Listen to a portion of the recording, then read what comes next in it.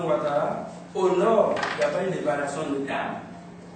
Donc, preuve encore qu'il n'y a pas eu de changement entre le premier tour et le deuxième tour. On ne peut pas mettre les votes du deuxième tour d'Alassane Dramane Ouattara en doute, en aucun cas.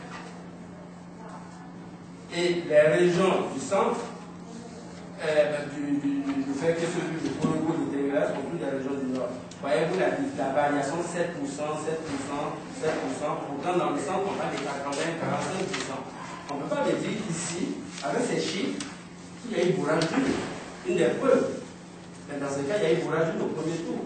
Mais pourquoi ne pas admettre que c'est parce que c'est sa zone favorable? Et je vais faire une démonstration encore plus bas. Babo lui-même a eu 80% dans la région de la Libye. Alors, donc on ne l'a pas mis en cause pour le temps. Alors, ces chiffres-là, comme je viens de vous le dire dans mon introduction, j'ai pris deux tableaux. Le tableau de la Commission électorale indépendante, ce sont les mêmes chiffres que le Conseil constitutionnel a pris. Mais ils n'ont pas mis en question, les calculs, le travail de consolidation. Là, on avait tous à la télévision que M. Damaras Picasse a affiché le papier parce que les résultats n'étaient pas bons. Non, mais le Conseil constitutionnel lui-même prend les mêmes résultats. Alors donc, on ne peut pas mettre en doute le travail technique de compilation et d'agrégation de la CEI. On est d'accord là-dessus. Maintenant, la problématique, ce sont les 7 départements qu'ils ont annulés. On oublie les autres. À partir de là, on béatifie la CEI, ils ont fait leur travail cette année. Ok. D'accord. Donc, dans les régions, j'ai fait encore une étude encore plus poussée au niveau de tout le département de la Côte d'Ivoire, de toutes les régions. Et ça, c'est le tableau qui m'a convaincu le plus. On oublie la région du Nord, on prend tout le département, toutes les régions de la Côte d'Ivoire. Même les régions où M. Gbagbo a gagné de manière absolue, Alassane Dramane Ouattara, le RATP l'a dépassé en termes de progression. Alors, on ne peut pas dire dans ce cas qu'il a seulement volé au centre ou au nord, parce que même chez Gbagbo lui-même, il a dépassé entre le premier tour et le deuxième tour en termes de progression. Ce que j'ai mis en rouge ici, c'est la région de la Libye. Gbagbo a fait 84% des votes. Mais sa progression ici, évidemment, a été 4%. Mais c'est là où il avait le plus de gains possible. Le meilleur gain possible de Gbagbo est égal au mauvais score possible d'Alassane, au deuxième tour, sur toute l'étendue du territoire. Encore un indicateur. Ça, ce sont des indicateurs. Encore un indicateur qui me dit non, Gbagbo a perdu les élections parce que le deuxième tour ne lui a pas été favorable en matière d'électorat de vote. Et vous allez entendre encore qu'ils vont brandir très souvent, les gens de LMD vont brandir très souvent une preuve comme quoi il y a eu plus d'inscrits que de votants. Bon, si quelqu'un vous dit ça, c'est un fait. Mais ce n'est pas le logique de fait, ce n'est pas la nature de ce fait. Vu que c'est que d'abord, moi je n'ai pas la preuve que c'est le cas. Admettons, on prend un raisonnement par la suite. Je prends que je le considère comme c'est un fait.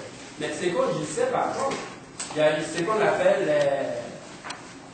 les militaires, le personnel d'astreinte qui se sont déplacés. Oui, sur toute l'étendue du territoire, le nombre d'inscrits original n'a jamais été égal au nombre de votants. Ce n'est pas juste à Boaké. Comme ne brandissent pas seulement celui de Boaké, parce qu'Alassane a gagné là-bas, on brandit celui-là. Mais le même c'est passé partout.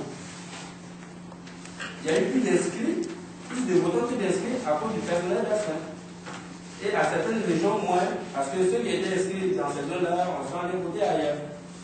Maintenant, la question que moi je me suis posée, j'ai constaté ce phénomène, mais j'ai fait le calcul sur toute l'étendue du territoire. Peut-être qu'il y a une chose, les gens vont profiter pour faire des choses. J'ai pris le premier tour et le deuxième tour entre le nombre d'inscrits et le nombre de votants sur toute l'étendue du territoire. C'est ce tableau qui est là. Et ce qui est en bleu, c'est les inscrits favorables au RNP. Donc je constate que dans l'ensemble, pas juste Boaké, dans l'ensemble, sur toute l'étendue du territoire de Côte d'Ivoire, les inscrits, à Gbagbo a eu plus d'inscrits au deuxième tour qu'au premier tour. Ça, c'est les chiffres. Je suis parti toujours du même chiffre, du même tableau que le Conseil constitutionnel. Encore une fois, ce n'est pas une preuve de nature à mettre en doute le résultat de l'élection. termine là. Évidemment, il y a les preuves juridiques, le Conseil constitutionnel, est-ce que la loi a été dite, est-ce que la loi n'a pas été dite. Un fait est clair et net, c'est que le camp RHDP, il constitue 60% de la géopolitique électorale de la Côte d'Ivoire aujourd'hui, a gagné des élections. M. Gbagbo et son camp, LNP, ne peut pas reconnaître cette défaite. Alors, ce qui est en jeu ici, mesdames et messieurs, c'est que l'Afrique aujourd'hui est à soif de démocratie. Et le peuple s'est exprimé, et le choix du peuple aujourd'hui est en train d'être bafoué, en train d'être offusqué. Je pense que chacun de nous, on est tous concernés, pour qu'on se donne les voies et moyens pour établir, pour que la réalité de l'émergence de la démocratie en Afrique soit une réalité.